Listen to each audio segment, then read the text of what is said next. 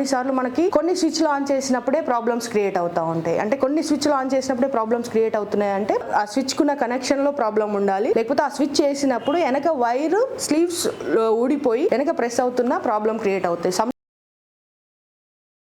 Times మనకి MCBs పడిపోవడం కూడా చూస్తూ ఉంటాం. అటువంటి కండిషన్ లో మీకు తెలుసు పర్టికులర్ స్విచ్ అనేది ప్రాబ్లం ఉంది, పర్టికులర్ వైర్ అనేది తెగి పడిపోయింది, పర్టికులర్ రూమ్ లో మనకి ఇష్యూ ఉంది అనేసి మనకు అర్థమైనప్పుడు ఎలక్ట్రీషియన్ వచ్చేదాకా మనం ఏం చేయలేము. కాబట్టి ఎలక్ట్రీషియన్ వచ్చేదాకా మీరు పవర్ లేకుండా ఉండలేరు. కాబట్టి దాంట్లో ఇందాక చూపెట్టినట్టు సెకండ్ స్విచ్ ఏదైతే ఈఎల్ బైపాస్ అని ఉంటుందో ఈఎల్ బైపాస్ ని మీరు కిందికి వేసుకుంటే అది బైపాస్ లో ఉండిపోతుంది. మీకు ఆ టైంలో హై వోల్టేజ్ లో వోల్టేజ్ ఫ్లక్చువేషన్స్ గురించి ఉన్న ప్రాబ్లమ్స్ కి మన సేఫ్టీ ఇస్తుంది. కానీ ఓన్లీ ఎర్త్ లీకేజ్ అన్నది ఆ టైం వరకు డంబ్ అయి ఉండదు, అంటే అది పని చేయదు.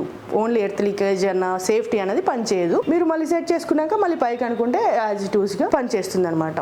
దీంట్లో ఇంకొకటి మీకు చెప్పాలనుకుంటున్నాను. అందరూ మాకు స్టెబిలైజర్స్ ఉన్నాయి కదా, మాకు వోల్టేజ్ ఫ్లక్చువేషన్స్ కోసమే కదా మేము స్టెబిలైజర్స్ వాడేది అనేసి చాలా మంది ఒక భ్రమలో ఉంటున్నారు. సో అది ఏదైతే మనం వాడుతున్న స్టెబిలైజర్స్ మనకి మీరు అనుకుంటున్న సేఫ్టీ ఇవ్వట్లేదు అన్నది చాలా మందికి తెలియదు.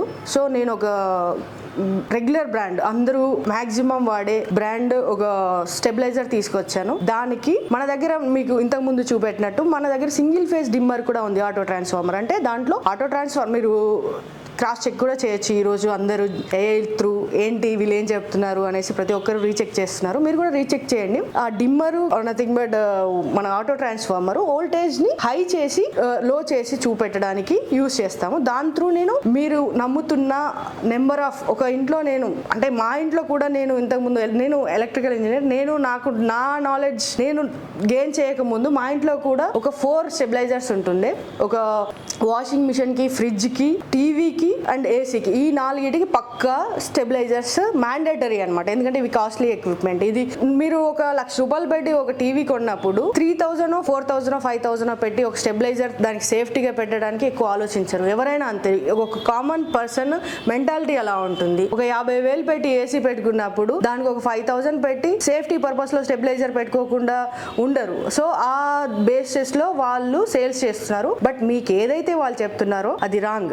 మీరు కూడా ఒకవేళ మీ స్టెబిలైజర్ అలా చేస్తుంది అని మీరు అనుకుంటే మేము ఫ్రీగా వచ్చి అలా చేయట్లేదు అని చూపెట్టడానికి వీఆర్ రెడీ. ఫస్ట్ మా దగ్గర ఉన్న స్టెబిలైజర్ ఎలా వర్క్ చేస్తుందో చూపెట్టాలని మేము అనుకుంటున్నాం. దాన్ని బట్టి మీరు ఒకసారి రీచెక్ చేసుకోండి.